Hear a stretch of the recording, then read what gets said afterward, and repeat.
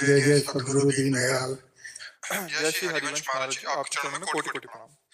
महाराज जी, मेरी आयु 64 वर्ष है। किशोरावस्था में हरिवंश पुराण पढ़ना चाहता था, परंतु किसी से सुना था कि मरणासन व्यक्ति को सुनाओ तो वो व्यक्ति मोक्ष को प्राप्त होता है और पढ़ने वाले की मृत्यु संभव है।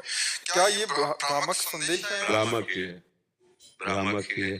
जैसे एक भ्रामक चला था महाभारत में, तो घर में पूज्य श्री जयदयाल गोविंद जी कई लोगों के साथ घर घर जाके गीता सुनाने कहे तो मना कर दिया, नहीं मरणासन पुरुष को सुनाई जाती। ये सब व्यर्थ लोगों की मतलब ग्रामीण कहावतें, इनमें कोई दम नहीं, ये कोई शास्त्रीय सिद्धांत नहीं है।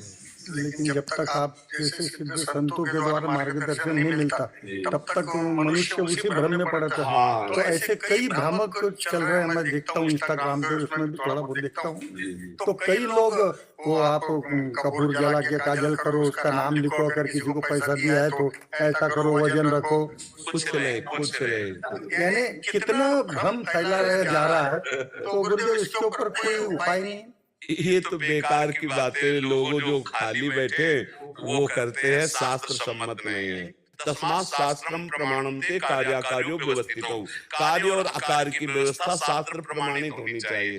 जैसे कोई बात कहे तो उसका प्रमाण होना चाहिए शास्त्र, कि आप कहाँ से पढ़ के बोल रहे हैं, किस शास्त्र में लिखा हुआ है। ऐसा नहीं, जितने भी पुराण है ये सब जगत मंगल करने वाले हैं। 18 पुराण हमारे हैं। किसी भी पुराण, जैसे गरुड़ पुराण को कहा जाता है केवल मरने के बाद जो उसको, ऐसा नहीं है। ये समस्त पुराण भगवत यश हैं और भगवत यश जगत मंगल करने वाला है। तो कथामृतम तत्व जीवनम कविभिरीडितम कल्मषापहम श्रवण मंगलम श्री मुदाततम। श्रवण मात्र से मंगल करने वाले, ऐसा नहीं कि केवल मरणासन वाले जो मर गया या उसके, ऐसा नहीं है। ये तो भगवत चर्चा जगत मंगल करने वाली है। महाभारत जगत मंगल करने वाला है। ये लड़ाई झगड़ा करने वाला थोड़ी। भगवान श्री कृष्ण का यश, ब्रह्म ऋषियों की चर्चा, महाभागवतों की चर्चा, ये भ्रामक बातें गांव गली के लोग जैसे चला दिए। और अमुक तो केवल मरने के समय सुनना चाहिए, और कई ऐसी बातें गांव गली के लोग,